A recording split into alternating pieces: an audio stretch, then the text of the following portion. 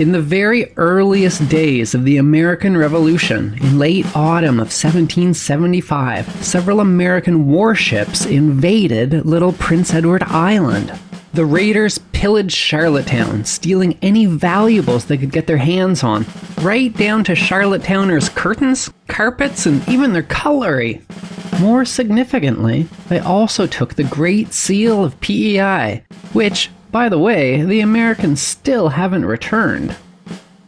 The invaders then got thoroughly drunk and kidnapped 2 islanders, bringing them back to personally meet with General George Washington himself, who was not exactly pleased to see them. You're listening to Backyard History, the hidden stories that happened in your own backyard, the podcast version of the weekly history column running in newspapers across the Maritimes, with your host and author, Andrew McLean.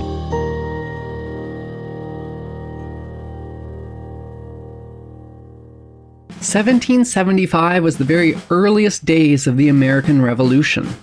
The rebellious colonies were distinctly less than prepared for what would soon turn into a nearly decade-long war with Britain. Britain at the time was the world's greatest superpower, and the ensuing conflict would later draw in several other European nations. All of that was later on, though, because the war would drag on for 8 years. At the time of this story, however, the conflict was only just beginning.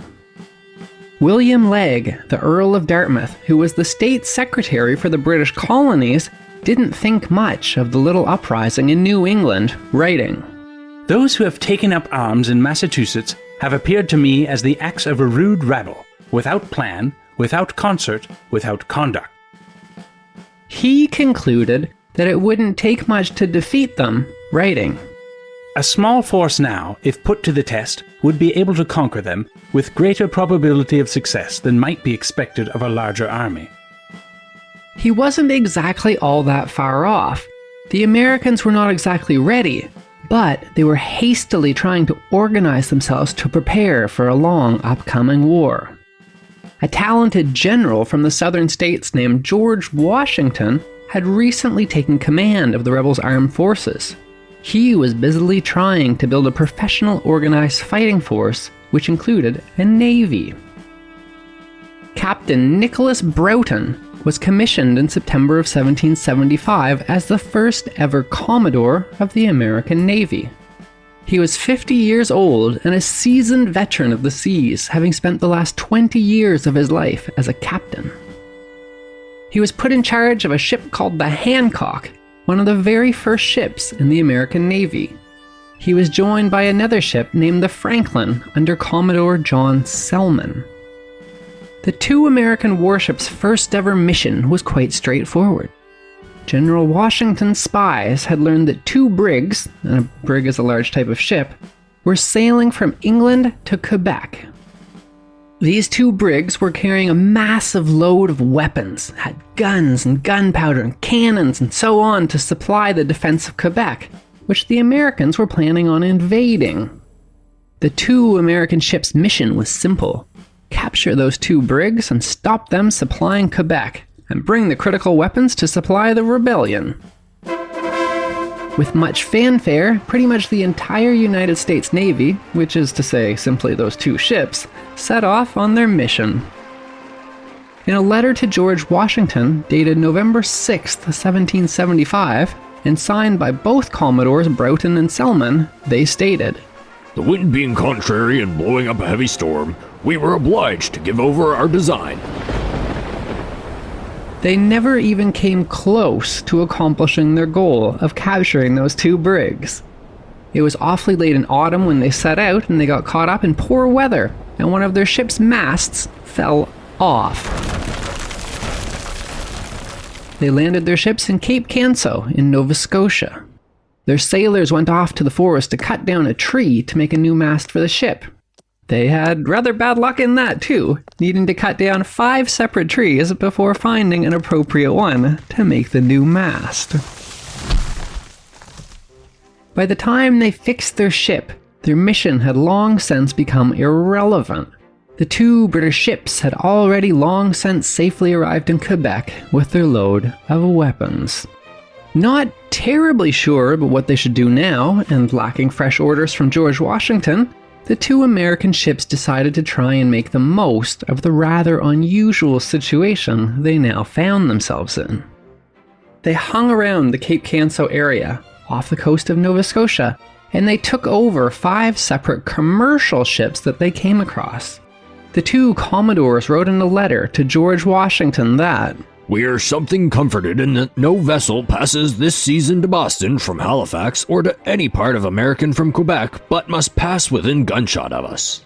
this seizing of commercial ships was extremely dubious legally. That it was the sort of behavior that was associated with pirates, not nations at war. However, the two American warship captains seemed to think of what they were doing less as piracy, which is what it was, legally speaking, and more as liberating. They had been under the impression that the sailors on the ships they attacked would be sympathetic to the American cause and would join them willingly. However, instead of joining them, they found that these sailors, who were mostly from the Maritimes on these other ships, instead made fun of them. They wrote in a letter that, "None of these men appear in a very favorable light respecting their attachment to American liberties. They use the words Yankees and Punkings with apparent jeering." the American captains complained in a letter to Washington that one of the captives called Boston a den of mischievous violators of the rights of humanity. The two American ships continued to hang around Nova Scotia until they caught word that the island of St. John was preparing to equip a force to intervene in the American Revolution on the side of the British. In an effort to disrupt these plans, the two American warships set sail for the island. The island of St. John is what we now call Prince Edward Island. It would later be renamed for the simple and practical reason that there were too many St. John-based names in the region already. There was the city of St. John in New Brunswick, there was the city of St. John's in Newfoundland, there was the St. John River, so now the island would simply be called Prince Edward Island.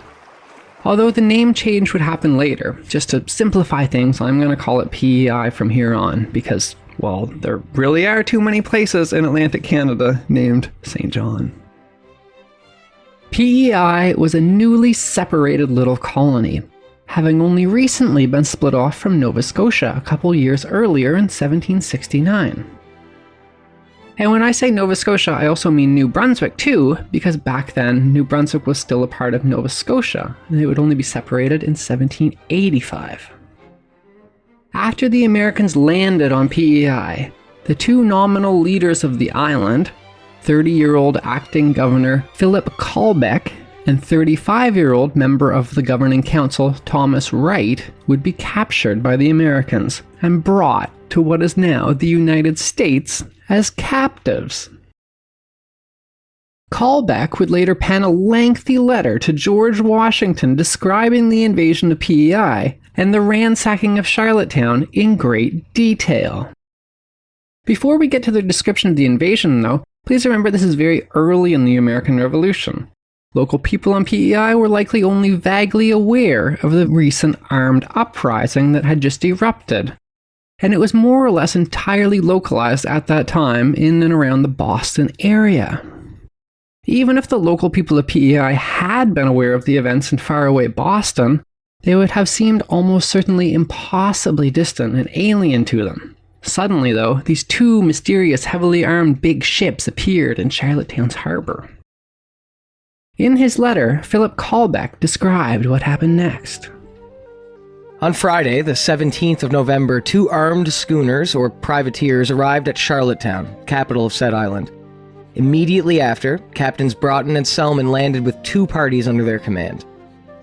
Mr. Colbeck met Captain Selman on his landing, who, notwithstanding a very civil reception, immediately ordered him on board his vessel without permitting him to return to his house, though requested to do so.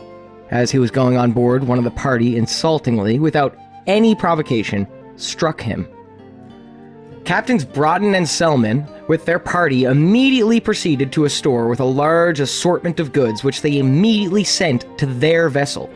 after which they broke into 2 other stores, out of which they took the most valuable articles together with the entire stock of provisions, prepared for families' winter support.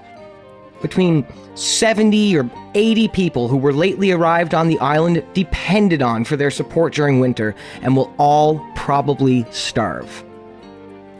They went back to Mr. Callbeck's house and broke the bedchamber's closets, scattered Mrs. Callbeck's clothes about and read her letters from her sisters. They took the window curtains and the bed, took Mrs. Callbeck's rings and bracelets, took the parlor window curtains and carpets, took out of the cellar all the wine, porter, rum, Geneva, and cordials, except 1 cask of wine they drank whole. They also took Mrs. Callbeck's little stores of candles and bacon. They raided other houses, broke china, drank what liquor they found in the house, took window curtains, carpets, knives, forks, spoons. After all they accomplished, they took Mr. Wright into custody and onto the vessel where Mr. Callbeck was confined. With their barbarity, Captain Selman ordered his party to take Mr. Wright from the arms of his wife and sister, and insultingly smiled at the tears and lamentations of women who were in the greatest distress, being separated from their husband, brother. The second man they kidnapped to bring back to America was Thomas Wright. He was a land surveyor, and he was not particularly politically active or important, at least as far as he was concerned. He did, however, on paper, actually have a rather high-profile position as a member of the little province's governing council. However, he'd rarely even attended meetings. Normally, he was away from Charlottetown surveying the island. He wasn't especially connected with politics locally, let alone on the international stage that he would soon be thrust onto. Basically, he had picked a really bad time to come home from surveying in the woods, and he was now thrust in the middle of an international incident. During their pillaging of Charlottetown, in an especially insulting gesture, the Americans stole P.E.I.'s Great Seal, which was an important symbolic blow at the time. Callbeck complained in his letter to George Washington.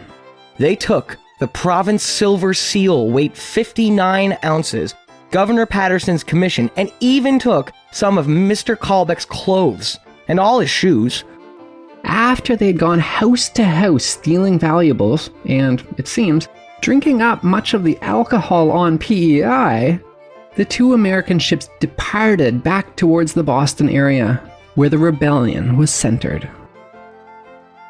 The 2 islanders, Thomas Wright and Philip Callbeck, were on board, and according to Callbeck's letter, had been wantonly torn from their families, brought in a state of captivity upwards of 600 miles by sea, during which they encountered many inconveniences. The 2 islanders reacted to their capture rather differently. Thomas Wright was miserable, quickly slipping into a depression, worried about his wife and his sister back at home on P.E.I. Philip Callbeck, on the other hand, almost seemed to relish his capture, seeing it as a great opportunity. Highly ambitious, only 30 years old, and having what might politely be described as a bit of an opportunistic streak, he saw all of this as a potentially positive career development for him. Appraising everything on board the ship he was captive on from the perspective of gaining leverage, Philip Callbeck correctly deduced that the 2 American sea captains had not actually been ordered to invade P.E.I., but had in effect gone rogue. He also correctly figured out that the American leadership of the revolution would have a low opinion on the 2 ships' raiding and pillaging of Charlottetown. Sure enough, when Callbeck and Wright, along with a handful of other prisoners from Nova Scotia, were brought to what is now the United States, George Washington was not very impressed to learn what they had done. George Washington's idea at that time was that if the other colonies wanted to join the rebellion he was leading, then they should join on their own. At least that's what he said. More practically speaking, he didn't actually have the troops to spare to get involved in conflicts outside of the New England region anyways. Most importantly for George Washington, though, was that the attack on P.E.I. looked like a public relations nightmare in the making. It was important to him that the American rebels appear sympathetic in the eyes of the great European powers he hoped to convince to join his side. It was important that the upstart Americans looked like they were fighting for their freedom from the British, not invading defenseless nearby islands to steal curtains, carpets, and cutlery. When he received word of this attack by his new navy on P.E.I., he was not very happy. In a letter to John Hancock, George Washington wrote, "My fears that Broughton and Silman would not effect any good purpose were too well founded. They are returned and brought with them some of the principal inhabitants from the island of St. John's. Mr. Calbuck is president of the council, acted as governor. They brought the governor's commission, the province seal." In an effort to try and head off a public relations nightmare, George Washington punished the two American captains. After the meeting, he wrote in a letter, "As the captains acted without any warrant for such conduct, I have thought it but justice to discharge these gentlemen, whose families were left in the utmost distress."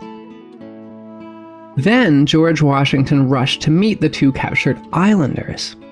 There doesn't seem to be any record of what happened at their meeting, which is surprising because American historians have pretty much tracked down every minute of every day of George Washington's life in detail.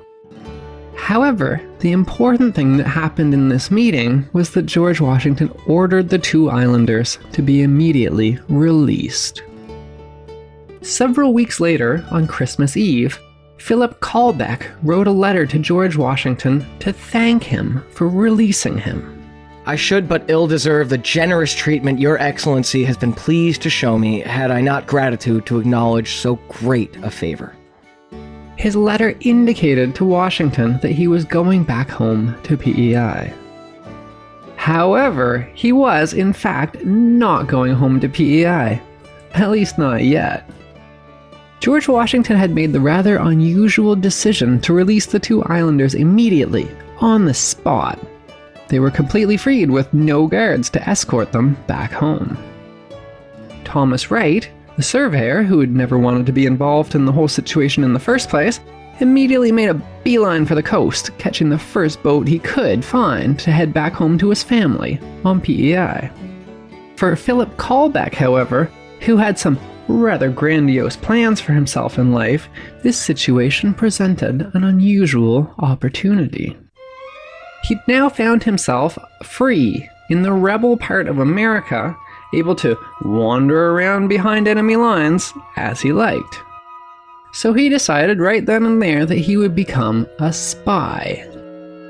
He drifted around the parts of New England which were controlled by the Americans, tracking their troop movements. He made maps of their defenses and of the locations of their forts. He tracked their weapons, and he tried his best to figure out what their plans were, taking detailed notes on everything he saw. After he eventually decided to go back home, he stopped in Halifax to present all that he had documented to the British military authorities. His information would soon become highly important. Calbeck became the acting governor of P.E.I. and invested heavily in military spending, building a formidable little military force and defending the island in case of another military raid on P.E.I. by the Americans. However, there would never be another American attack on P.E.I. History's twists and turns wouldn't be very kind to either of those two islanders who'd been captured and taken to America. Philip Calbeck's grandiose plans would eventually get the better of him. In 1783, just as the American Revolution was finally ending, he got himself involved in what might be described as a deeply corrupt land deal, selling off entire P.E.I. towns who'd gone into debt to wealthy landowners from England. He would eventually be arrested for these land deals, stripped of his titles, and dying shortly after. The poor hapless Thomas Wright also managed to get caught up in these same corruption allegations too. Although it seemed that once again he'd managed to get swept up in something that actually had very little to do with him. Once again, he held an important role on paper, but once again he'd been skipping meetings to go off in the woods, and once again getting caught up in major events. It actually seemed to have very little to do with him. Thomas Wright would be put on trial, where he would ultimately be found innocent and pardoned. However, he was so humiliated by the whole affair, and his reputation was ruined after his rather bewildering failure to, well, basically show up for work, with one person at his trial commenting, "Never was a human made so ridiculous a figure." And as for the stolen Great Seal of P.E.I., it was actually never returned by the Americans. Judging by the Prince Edward Island government's current stance on the stolen Great Seal, it sounds like it is still a rather sensitive subject for Prince Edward Islanders. Here is a recent official statement on the issue from P.E.I.'s government. In 1769, Prince Edward Island, then known as St. John's Island, was granted colonial status and received its Great Seal from Britain. One side of the seal showed His Majesty's armorial bearings, while the other side bore an early version of our current shield of arms. This seal was stolen in 1775 by American Revolutionary forces and was never recovered. That was Backyard History with your host, Andrew McLean. Thanks for listening, and stay tuned for another hidden story that happened in your own backyard.